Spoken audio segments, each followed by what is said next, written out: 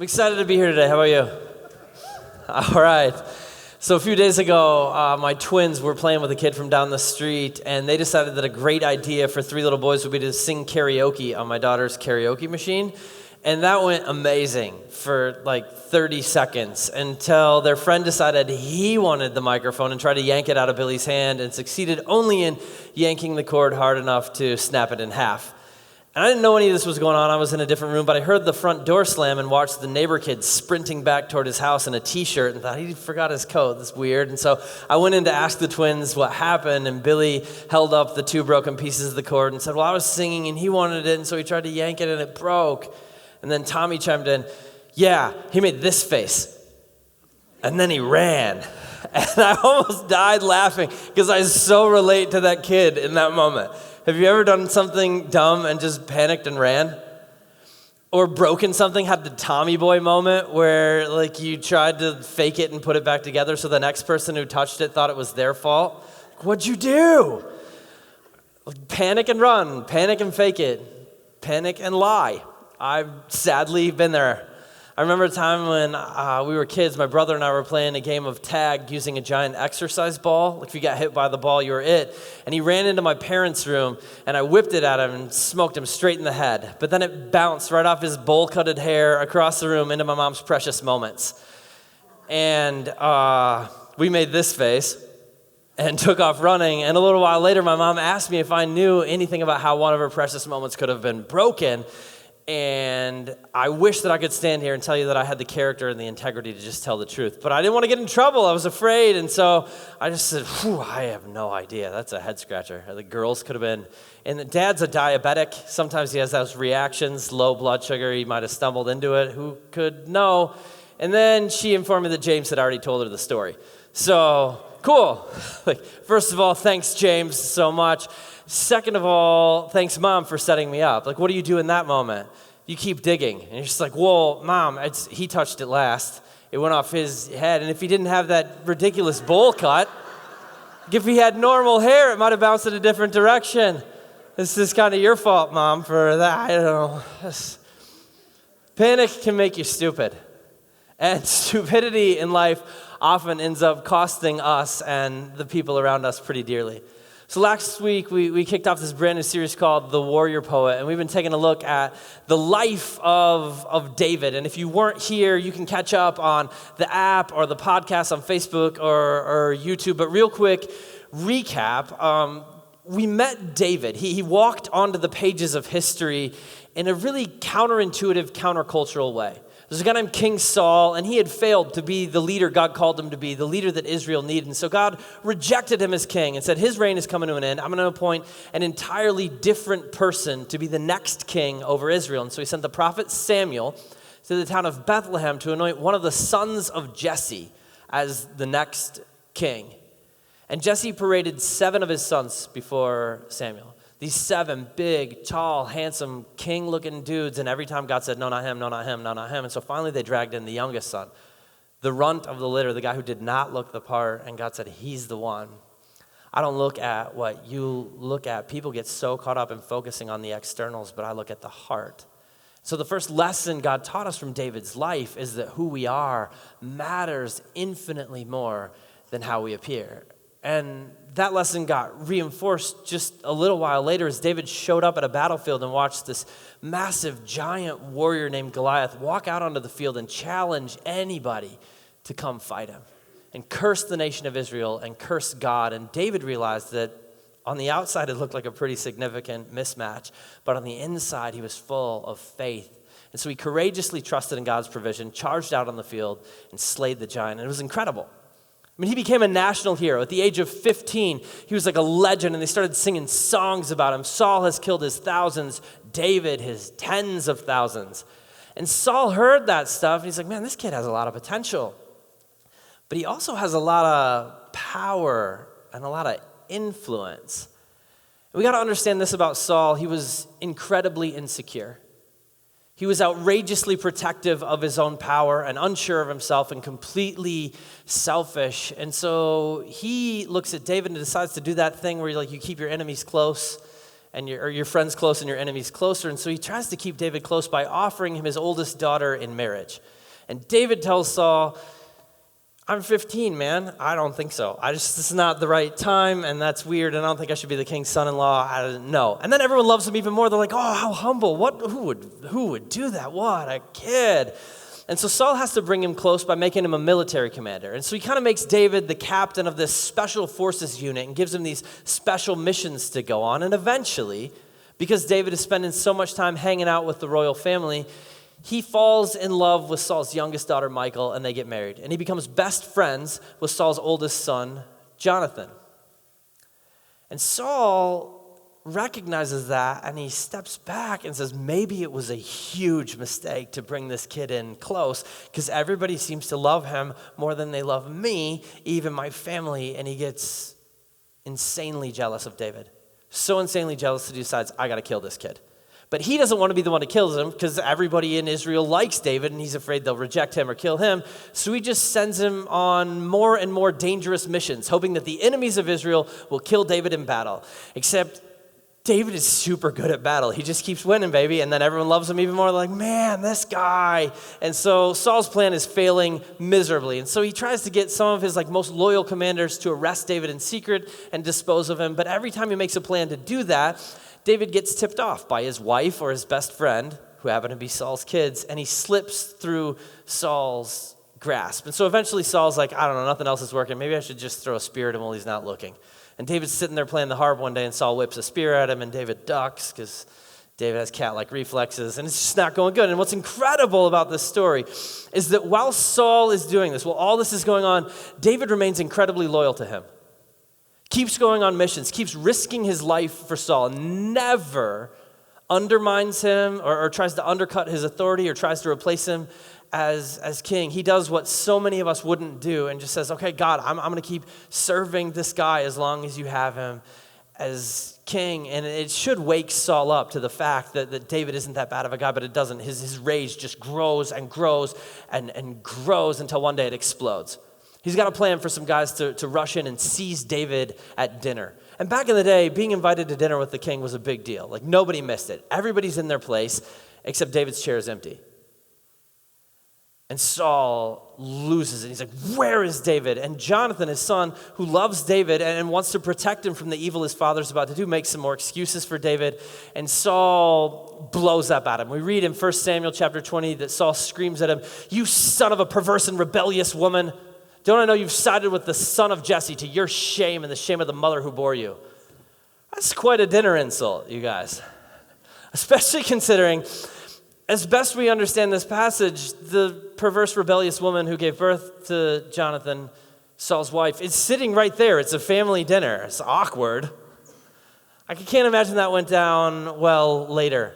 I just feel like if I screamed at one of my kids, curse the perverse, rebellious woman who bore you, Jenny would be not pleased later. There's some marriage issues going on there, right?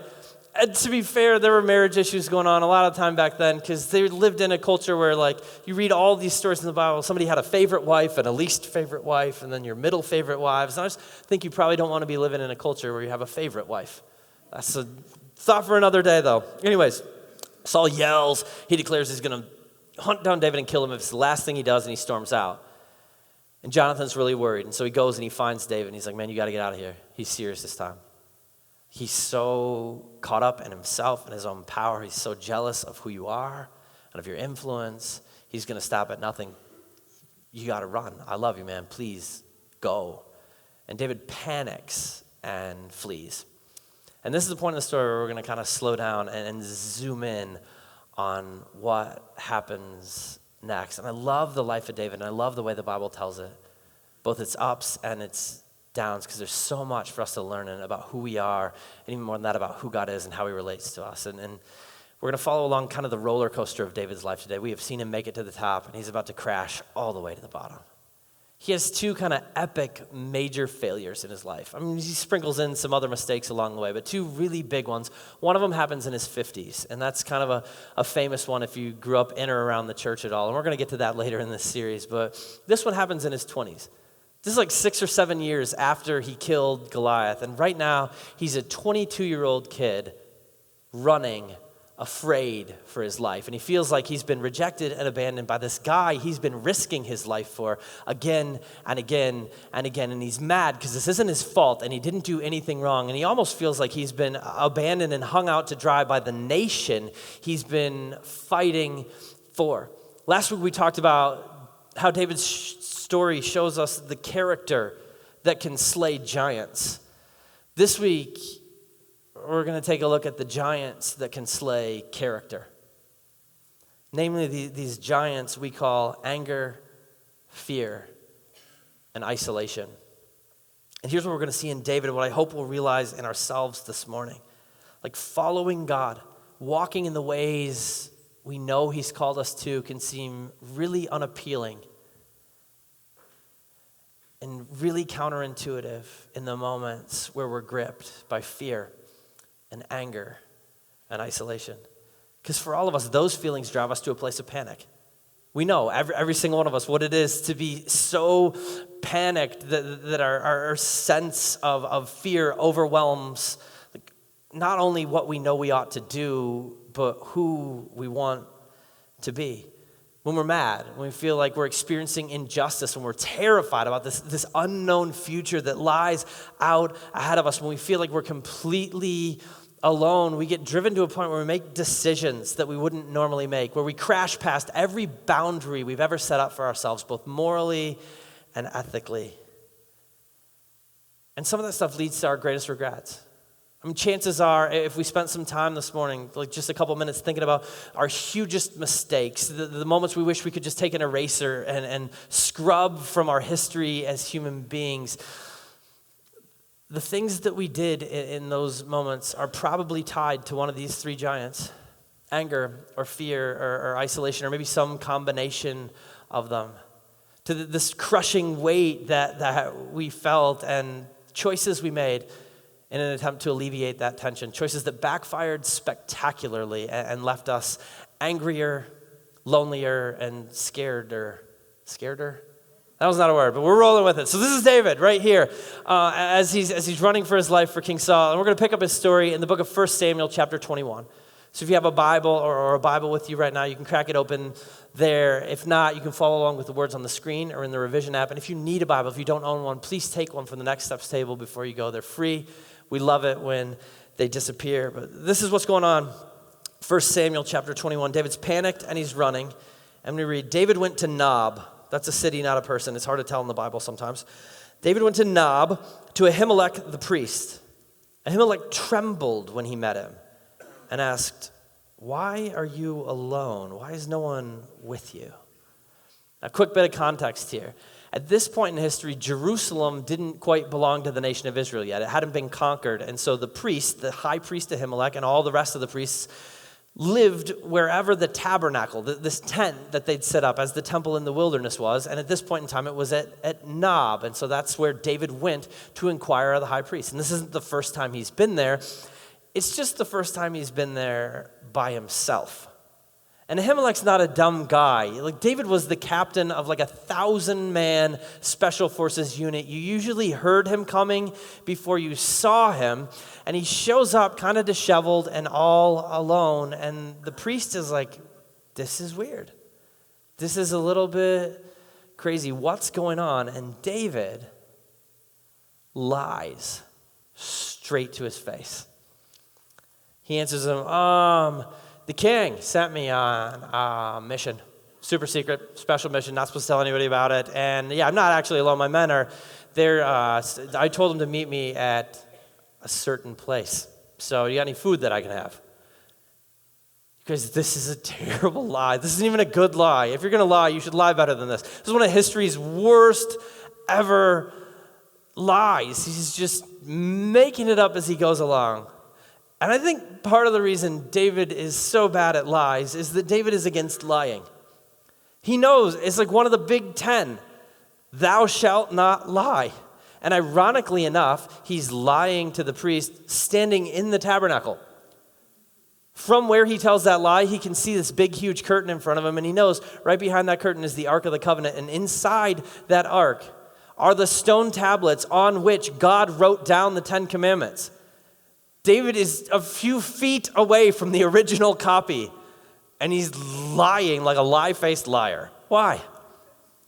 Because he's scared, and he's mad, and he feels like he's all alone. And again, Ahimelech's not a moron, and so he's thinking, okay, dude, you're leading a military campaign? You look like you haven't slept in days, and apparently your army's going to meet you at a certain place, and you forgot to pack food. This is weird. And it is weird, but we got to understand David's David. At this point in time, he had earned some trust, and he'd earned a little bit of leeway, and so Ahimelech looks at him and says, well, we don't have any normal bread or any normal food. All we have is the priestly bread, the special bread that's used as part of the offering ceremony that nobody is allowed to eat except the priests. But man, if you promise me that you're ceremonially clean and you're good with God, I'll give you that bread. I think God would be okay with that, even though technically it's against the rules. And so David takes the bread, and then he asks Ahimelech, don't you have a spear or a sword here? I haven't brought my sword or any other weapons because the king's mission was urgent. Right now we're getting borderline ridiculous. The most famous warrior in all of Israel forgot his weapon on a military mission. I can promise you this, if he was serving at Guantanamo Bay under Colonel Nathan Jessup, he would have got a code red for that stuff. But here's David. David can't handle the truth, so he just keeps on lying. And Ahimelech's like, you don't even have a weapon? And the fact that he has to make that up probably should have woken David up to what's going on, especially because of what happens next. We're going to witness something incredibly powerful, this moment where David is figuratively transported back in time to the sights and the smells and the memories that have shaped him into who he is. And like right here, right now, David ought to understand what's going on. He ought to snap out of it and ask, what am I doing? Why am I saying this? Why am I even considering this? But here's what actually happens. Ahimelech looks at him and says, the sword of Goliath, the Philistine, whom you killed in the valley of Elah, is here. It's wrapped in cloth behind the ephod. If you want it, take it. There is no sword here but that one. Guys, this is nuts. If this were a movie, this is when like the dramatic music would be playing, and David would have a flashback to that day in the field as Ahimelech tells him, look, the only sword we got is the one that you used to slay the giant. That day when you believed God would provide for you no matter what. That day when the faith inside of you was bigger than the giant in front of you. It's kind of interesting. Originally, David had kept Goliath's sword as a souvenir. And who wouldn't? It's a pretty sweet souvenir. But eventually he started realizing that he was getting puffed up with pride. And so he had this thought, you know what I'm going to do? I'm going to take the sword to the temple. I'm going to dedicate it to the temple so it can be kept there as a reminder. Number one, to myself, that I did not kill Goliath by my own power, but by God's power. He just wanted to remember always that he was completely dependent on God. And number two, as a reminder to the nation of Israel, where we're going to keep it there at the temple so that we all don't forget that God is faithful to keeping his promises, and he always shows up for us. You guys, that is why the sword is at the temple. David put it there for that reason, which means when Ahimelech hands him the sword, it ought to be a powerful personal reminder to him of who God is and who God called him to be, of how God always shows up and God always provides. But he just can't see it. He's so blinded to it. He's been separated from his wife and his home and his family and his job and his friends and his warriors and his country. And he's just angry and he's feeling abandoned. And so he looks at the sword and says, Goliath's sword, there is none like it. Give it to me. Really? There's none like it? Like what happened to the kid who charged the field with clear eyes and a full heart, who saw that exact sword gleaming in the sun and told the giant, you're coming at me with a sword? I'm coming at you in the name of the Lord of hosts. What happened to the poet who wrote, when I'm afraid, I put my trust in you. In God whose word I praise, in God I trust and am not afraid. What can mere mortals do to me? The poet who wrote, even though I walk through the valley of the shadow of death, I will fear no evil, for you are with me. What happened to that guy? Here's what happened. His character and his faith were slain by the giants of fear and anger and isolation. And so he took the sword that he had once used to slay a giant. And he should have seen it, grabbing a hold of that flawed weapon that wasn't enough to protect a mighty warrior from a boy with a stone and a sling. But in the moment, he just couldn't see it. And I read it and I think, oh man, this is so my story. And maybe it's yours too. This is where we see ourselves in David so much. Fear and insecurity are so overwhelming when they hit. It just feels so heavy, and then they're constantly trying to get us to settle for lesser things, to grab hold of a smaller future than the one God says we were made for. And Goliath's sword is awesome. No doubt about it. David is correct. There's not another sword like it, but it's a lesser thing. And he, of all people, should have known that that sword was less powerful than the mighty hand of God. I look back at my own life and see so many times of fear and isolation and anger and panic. And I just think all of us, we have this tendency when we're feeling that way to settle for lesser things, to make decisions and choices where we throw our moral compass out the window and decide, I got to do what I got to do. Like, it's easy to trust in God when there's not much on the line. It's easy to trust in God when we don't need him in a moment or feel like we need him, when there's not much to trust him for. But when the pressure comes, I think it's so much easier for us as human beings to trust in that sword, to trust in the thing that's in our hand, our capability and our ingenuity and our own power and our strength and our money, and say, like, I got to manipulate this situation. I will lie, cheat, and steal to bend it to my will. I don't know if I can trust God. I got to trust in me. And we do it because, like, fear and anger and loneliness are heavy, and it feels like they're constantly nearby. I had lunch with a friend on Wednesday, and we were talking about how sometimes it feels like we're living life just on a razor's edge between hope and despair. And it doesn't take very much to push us off the ledge on either side. It feels like no matter how much success we've had in the past, no matter how many times God has shown up for us, no matter how many giants we've conquered, it just doesn't sustain us for very long. The confidence we had doesn't carry us. Like, no matter what measure of greatness and what measure of God's power has been part of our story, it never seems to inoculate us to fear, to feeling scared and insignificant and abandoned. Even on the outside, in the moments where we feel like, we kind of got it together, where people would look at us and say, wow, I want his life, I want her life, she's got it all. We're just never far from panic. It wells up inside of us every time we forget who God is and what God's promised us. That's what happened to David. He went on the run because he forgot who God had been to him every moment of his entire life, and he forgot what God had promised him. He had this moment where he doubted that the God who had saved him from bears and saved him from lions and saved him from giants and saved him from enemies was going to save him from Saul. Where he doubted that the God who promised he'd be the next king was actually going to deliver. He thought, maybe God's a liar. I better take this into my own hands. And here's how that worked out for him. He ended up in the territory of the Philistines. He actually strolled into Goliath's hometown carrying Goliath's sword. You guys will be shocked to learn some people there weren't very happy about that, and they thought, we should kill him. Then he panicked again. He's like, oh, great, this was a bad choice. I seem to be making bad decisions. And so he thought, maybe the best way to get out of here is just pretend I'm crazy. And so he started scratching wood with his fingernails, like getting splintered. Oh, can you even imagine that? And then he let snot and spit and drool run down his beard because he thought, maybe they'll think I'm such a weirdo and be so creeped out by me that they just let me get out of here with my life.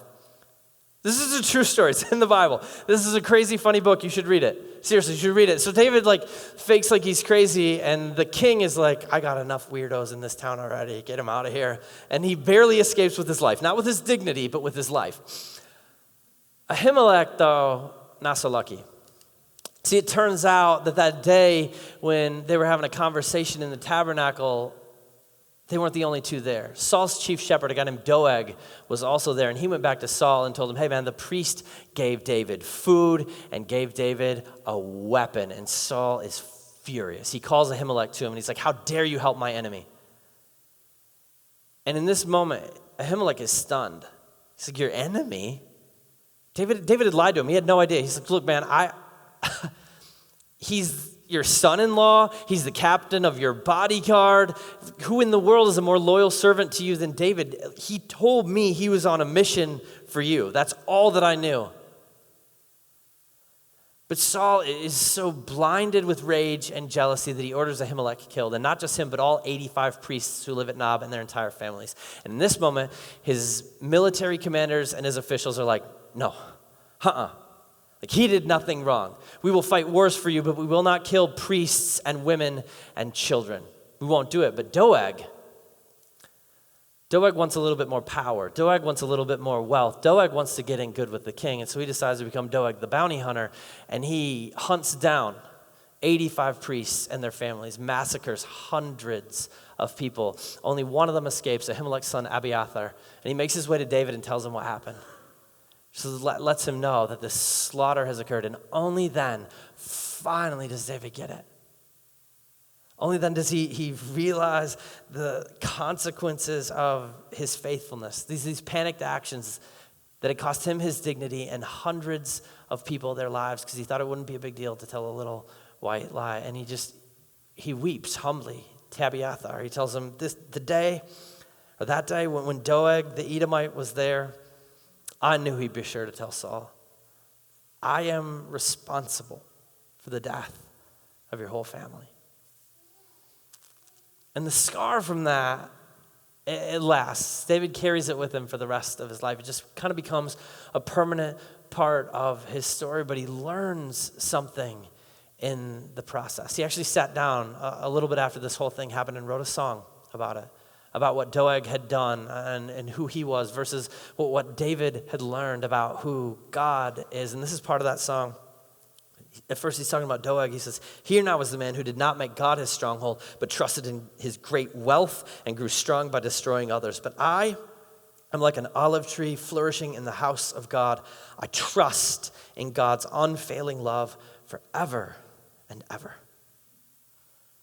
And later in his life, he wrote, the Lord is a refuge for the oppressed, a stronghold in times of trouble. Those who know your name trust in you.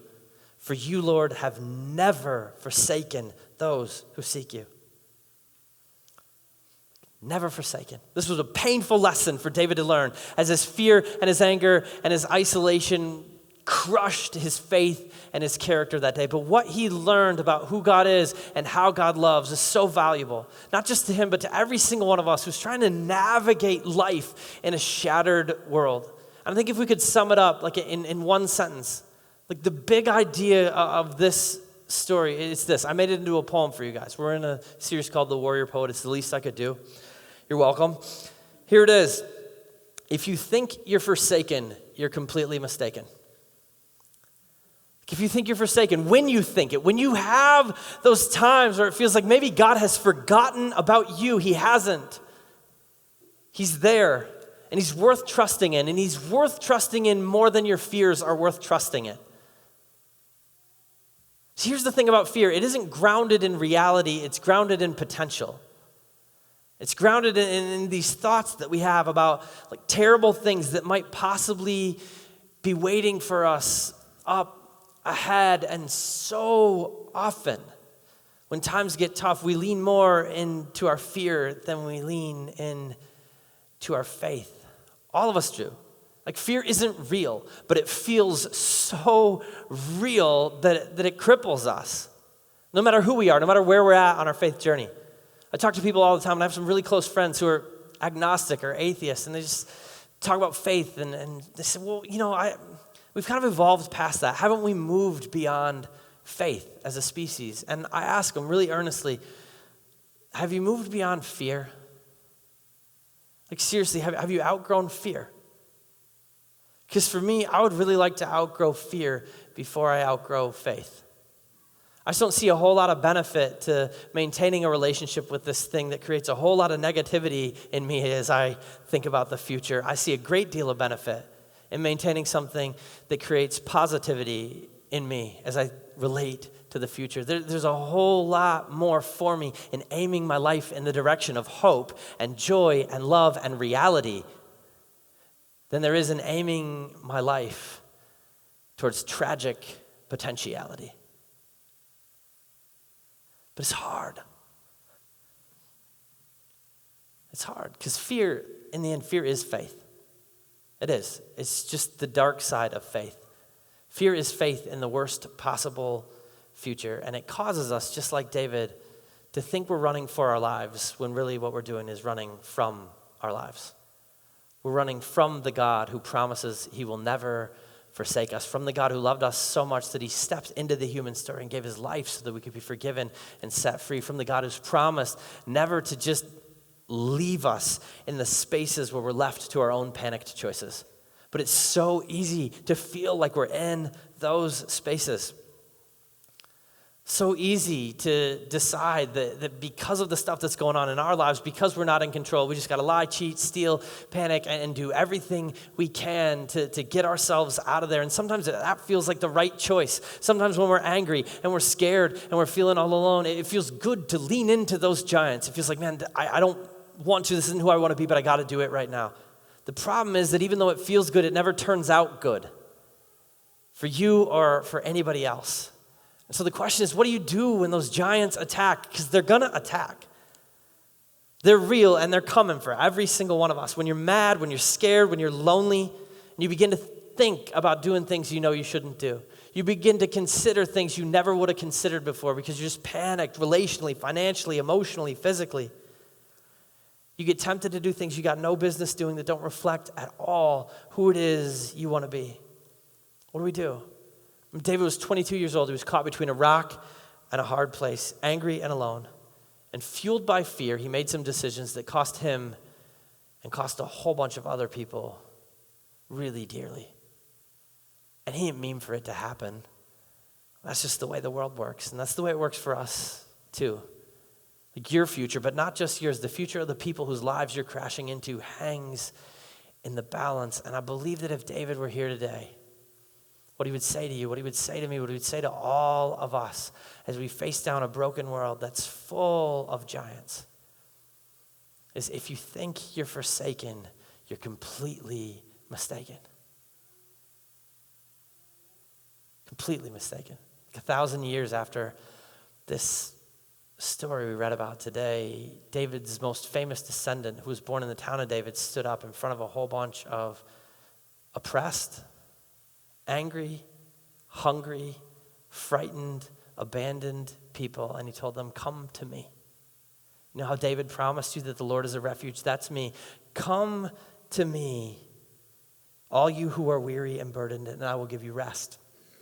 Take my yoke upon you, like my perspective, my worldview, my love. Take my yoke upon you and learn from me, for I am gentle and humble in heart, and you will find rest for your souls. You guys, if we just believe that, I believe it would change everything about the darkest, scariest, most isolating times in our lives if we just believe that we are never abandoned, that no matter what the world throws at us, no matter what giants are in front of us, they got nothing on us because we got Jesus with us. Will you pray with me? God, thank you for never abandoning us. We live in a broken, scary world, and it's easy to feel alone, and it's easy to feel angry, and it's easy to feel scared, and it's easy to be overwhelmed by all of that, and to start trusting in our own power, our own brilliance, or our own tools. And God, so often, so many of us have just deep regrets because of the choices we made when we did that. And so I just pray that you give us confidence today that if we come to you, we'll find rest. That if we feel forsaken, we're completely mistaken because you're here and you're present and you love us. And we just thank you. Thank you for your love that changes everything about our lives. In Jesus' name, amen.